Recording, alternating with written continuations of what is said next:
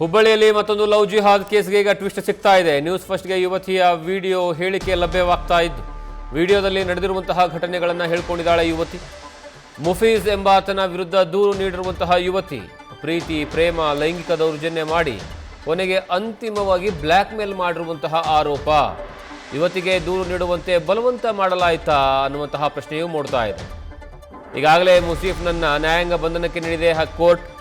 ಈ ಎಲ್ಲದರ ಮಧ್ಯೆ ಆ ಯುವತಿಯ ಮೊದಲ ಹೇಳಿಕೆ ಮತ್ತು ತದನಂತರದ ಹೇಳಿಕೆ ಜೊತೆಗೆ ದೂರು ನೀಡಿರುವಂತಹ ವಿಚಾರಗಳನ್ನು ನೋಡ್ತಾ ಹೋದರೆ ಬಹಳಷ್ಟು ಅನುಮಾನಗಳು, ಕ್ವಶನ್ ಮಾರ್ಕ್ಗಳು ಎಲ್ಲವೂ ಸಹ ಮೂಡ್ತಾ ಇದೆ. ಕಾರಣ ಏನು ಅಂದರೆ, ಆರಂಭಿಕ ಹಂತಗಳಲ್ಲಿ ಆ ಯುವತಿ 30 ದಿವಸಗಳ ಒಳಗಾಗಿ ರಿಜಿಸ್ಟರ್ ಮ್ಯಾರೇಜನ್ನು ಮಾಡಿಕೊಂಡು ಅದನಂತರ ಏನಂದರೆ ಅವಳ ಜೊತೆಗೆ ತುಂಬ ಚೆನ್ನಾಗಿದ್ದು ಎಲ್ಲವನ್ನ ಇದ್ವಿ ಅನ್ನುವಂತಹ ವಿಚಾರವನ್ನು ಹೇಳ್ಕೊಳ್ತಾಳೆ. ಅದಾದ ಮೇಲೆ ಯಾವಾಗ 30 ದಿನಗಳ ಸಮಯ ಇರುತ್ತಲ್ಲ, ಆ ಸಂದರ್ಭದಲ್ಲಿ ಹಿಂದೂ ಸಂಘಟನೆಗಳಿಗೆ ಮನೆಗೆ ಬಂದರು, ನನ್ನನ್ನು ಬೇರೆ ಮನೆಗೆ ಕರೆದೊಯ್ದು ಕೌನ್ಸಿಲಿಂಗನ್ನು ಮಾಡಿದರು, ಮುಸೀಫ್ ಮೇಲೆ ಕೇಸ್ ದಾಖಲು ಮಾಡೋದಕ್ಕೆ ನನ್ನ ಒಪ್ಪಿಗೆ ಇರಲಿಲ್ಲ ಅಂತೆಲ್ಲ ಹೇಳಿ ಒಂದು ವಿಡಿಯೋವನ್ನು ಬಿಡ್ತಾಳೆ. ಅದಾದ ಮೇಲೆ ನೋಡಿದ್ರೆ ಈಗ ಮುಸೀಫ್ ವಿರುದ್ಧವಾಗಿ ಆರೋಪವನ್ನು ಮಾಡಿ ಪ್ರಕರಣವನ್ನು ದಾಖಲಿಸಿರೋದು ನೋಡ್ತಾ ಹೋದರೆ ಈ ಪ್ರಕರಣಕ್ಕೆ ಮತ್ತೊಂದು ಆಯಾಮ, ಮತ್ತೊಂದು ಟ್ವಿಸ್ಟ್ ಸಿಗ್ತಾ ಇದೆ. ರಿಯಾಲಿಟಿ ಏನು? ಏನಾದರೂ ಒತ್ತಡಕ್ಕೆ ಶರಣಾಗ್ಬಿಟ್ಲಾ, ಅಥವಾ ಏನಂದರೆ ನಿಜವಾಗ್ಲೂ ನಡೆದಿರುವಂತಹ ಘಟನೆಯನ್ನು ಹೇಳ್ಕೊಳ್ತಿದ್ದಾಳ, ಅಥವಾ ಅಲ್ಲಾಗಿರುವಂತಹ ಪರಿಸ್ಥಿತಿ ಏನು? ಎಲ್ಲದರ ಬಗ್ಗೆಯೂ ಸಹ ಈಗ ಪ್ರಶ್ನೆಗಳು ಎದ್ದೇಳ್ತಾ ಇದ್ದಾವೆ.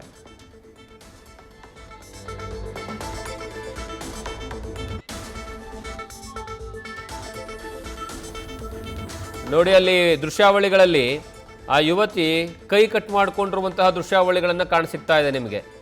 ಅದರ ಜೊತೆಗೆ ಮತ್ತೊಂದು ವಿಡಿಯೋದಲ್ಲಿ ಯಾವ ರೀತಿಯಾಗಿ ಅವಳು ಆ ಮುಸೀಫ್ ಜೊತೆ ಇದ್ಲು ಅನ್ನುವಂತಹ ದೃಶ್ಯಾವಳಿಗಳು.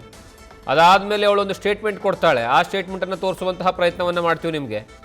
ಅದರಲ್ಲಿ ಆರಂಭಿಕ ಹಂತಗಳಲ್ಲಿ ಹೇಳಿದ್ದೇನು, ಅದಾದಮೇಲೆ ಪ್ರಕರಣವನ್ನು ದಾಖಲು ಮಾಡಿರೋದೇನು, ಈ ಯುವತಿ ಈ ರೀತಿಯಾಗಿ ಬದಲಾವಣೆ ಆಗೋದಕ್ಕೆ ಕಾರಣ ಏನು, ಅವಳ ಹೇಳಿಕೆಯಲ್ಲಿ ಬದಲಾವಣೆ ಆಗೋದಕ್ಕೆ ಕಾರಣ ಏನು, ಇದೆಲ್ಲದರ ಬಗ್ಗೆಯೂ ಸಹ ಎಲ್ಲ ರೀತಿಯ ಆಯಾಮಗಳಲ್ಲಿ ಈಗಾಗಲೇ ಇನ್ವೆಸ್ಟಿಗೇಷನ್ ಮಾಡುವಂತಹ ಕೆಲಸವನ್ನು ಪೊಲೀಸರು ಮಾಡ್ತಾ ಇದ್ದಾರೆ.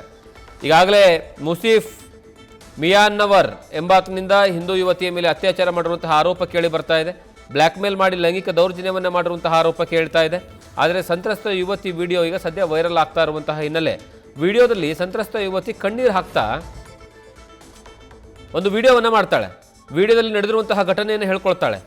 ಯುವಕನ ಮನೆಯವರು ಮದುವೆಗೆ ಒಪ್ಪದಂತಹ ಸಂದರ್ಭದಲ್ಲಿ ಆತ್ಮಹತ್ಯೆಗೆ ಶರಣಾಗೋಕ್ಕೆ ಪ್ಲಾನನ್ನು ಮಾಡಿಕೊಂಡಿರುವಂತಹ ವಿಚಾರವನ್ನು ಪ್ರಸ್ತಾಪ ಮಾಡ್ತಾಳೆ. ಇದೆಲ್ಲದರ ಬಗ್ಗೆ ಅದಾದ ಮೇಲೆ ಈಗ ಕಂಪ್ಲೇಂಟ್ ಕೊಟ್ಟಿರುವಂತಹ ವಿಚಾರವಾಗಿ ನೋಡ್ತಾ ಹೋದರೆ ಇದೆಲ್ಲವೂ ಅನುಮಾನ ಮೂಡ್ತಾ ಇದೆ. ಈ ಬಗ್ಗೆ ಹೆಚ್ಚಿನ ಮಾಹಿತಿ ನಮ್ಮ ಪ್ರತಿನಿಧಿ ವಿನೋದ್ ಕೊಡ್ತಾರೆ. ವಿನೋದ್, ಈ ಪ್ರಕರಣ ಏನು ಅಂತ ಆರಂಭಿಕ ಹಂತದಲ್ಲಿರುವಂತಹ ಹೇಳಿಕೆ, ವಿಡಿಯೋದಲ್ಲಿರುವಂತಹ ಹೇಳಿಕೆ, FIR ಆಗಿರುವಂತಹ ದಾಖಲೆ ವಿಚಾರದಲ್ಲಿ ನೋಡ್ತಾ ಹೋದರೆ ಡಿಫ್ರೆನ್ಸ್ ಅನಿಸ್ತಾ ಇದೆ. ಏನಾದರೂ ಒತ್ತಡಕ್ಕೆ ಒಳಗಾದ ಲೈನ್ ಅಂತ? ಜಗದೀಶ್, ಏನು ಇವತ್ತು ಹುಬ್ಬಳ್ಳಿಯ ಕೇಶವಾಪುರ ಪೊಲೀಸ್ ಠಾಣಾ ವ್ಯಾಪ್ತಿಯಲ್ಲಿ ಒಂದು ಪ್ರಕರಣ ದಾಖಲಾಗುತ್ತೆ. ಆ ಪ್ರಕರಣ ಏನಪ್ಪಾ ನೋಡ್ತಾ ಹೋದ್ರೆ ಅದು ಲವ್ ಜಿಹಾದ್ ಸಂಬಂಧಪಟ್ಟಂತೆ ಒಂದು ಪ್ರಕರಣ ದಾಖಲಾಗುತ್ತೆ. ಈ ಪ್ರಕರಣ ಹಿನ್ನೆಲೆ ಈಗಾಗಲೇ ಮುಫೀಸ್ ಅನ್ನೋ ವ್ಯಕ್ತಿಯನ್ನ ಕೂಡ ಈಗಾಗಲೇ ಪೊಲೀಸರು ಅರೆಸ್ಟ್ ಮಾಡಿರುವಂತದ್ದು, ನ್ಯಾಯಾಂಗ ಬಂಧನಕ್ಕೆ ಕೂಡ ಕೊಟ್ಟಿರುವಂತದ್ದು.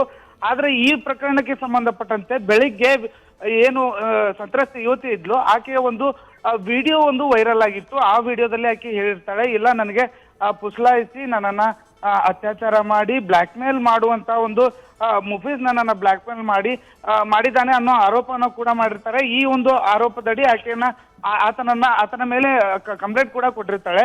ಆದ್ರೆ ಈಗ ನೋಡ್ತಾ ಹೋದ್ರೆ ಈಗ ನಮ್ಗೆ ಲಭ್ಯವಾಗಿರುವಂತಹ ವಿಡಿಯೋಗಳನ್ನ ನೋಡ್ತಾ ಹೋದ್ರೆ ಆಕೆಯನ್ನ ಹಿಂದೂ ಪರ ಸಂಘಟನೆಗಳು ಬಲವಂತವಾಗಿ ಆಕೆ ಮೇಲೆ ಒತ್ತಡ ಹೇರಿ ಈ ಒಂದು ಪ್ರಕರಣವನ್ನ ದಾಖಲು ಮಾಡಲು ಮುಂದಾದ್ರ ಅನ್ನೋ ಒಂದು ಅನುಮಾನ ಇಲ್ಲಿ ಸೃಷ್ಟಿ ಆಗ್ತಾ ಇರುವಂತದ್ದು. ಜಗದೀಶ್, ಯಾಕಪ್ಪ ಅಂತ ನೋಡ್ತಾ ಹೋದ್ರೆ ಇತ್ತೀಚೆಗೆ 2-3 ದಿನಗಳಿಂದ ಇಲ್ಲಿ ಸಾಕಷ್ಟು ಹುಬ್ಬಳ್ಳಿಯಲ್ಲಿ ಲವ್ ಜಿಹಾದ್ ಅನ್ನೋ ಒಂದು ಸದ್ದು ಬಹಳಷ್ಟು ಮಾಡ್ತಾ ಇತ್ತು. ಇದೇ ಬೆನ್ನಲೆಯಲ್ಲಿ ಇವತ್ತು ಕೂಡ ಒಂದು ಪ್ರಕರಣ ದಾಖಲಾಯಿತು. ಆದ್ರೆ ಈ ಮುಫೀಸ್ ಮತ್ತು ಸಂತ್ರಸ್ತ ಯುವತಿ ನಡುವೆ ಪ್ರೀತಿ, ಪ್ರೇಮ ಎಲ್ಲವೂ ಕೂಡ ಇತ್ತು.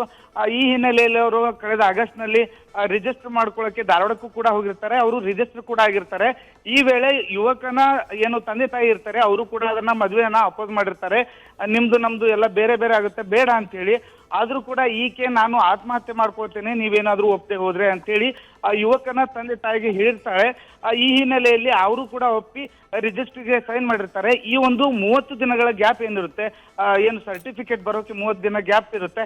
ಈ ಒಂದು ಗ್ಯಾಪ್ ನಲ್ಲಿ ಏನು ಹಿಂದೂ ಪರ ಸಂಘಟನೆಗಳು ಆ ಯುವತಿಯನ್ನ ಕಾಂಟ್ಯಾಕ್ಟ್ ಮಾಡಿ, ಯುವತಿಯ ಒಂದು ಪಾಲಕರನ್ನ ಕಾಂಟ್ಯಾಕ್ಟ್ ಮಾಡಿ ಆಕೆಗೆ ಒತ್ತಡ ಹೇರಿ ಒಂದು ಈತನ ಮೇಲೆ ಮುಫೀಜ್ ಮೇಲೆ ಕಂಪ್ಲೇಂಟ್ ಕೊಡೋಕೆ ಒತ್ತಡ ಹೇರಿದ್ರು ಅನ್ನೋ ಒಂದು ವಿಡಿಯೋ ಈಗ ವೈರಲ್ ಆಗಿರುವಂತದ್ದು. ಜಗದೀಶ್, ಥ್ಯಾಂಕ್ ಯು ವಿನೋದ್, ನೀವೆಲ್ಲ ಮಾಹಿತಿಗಾಗಿ.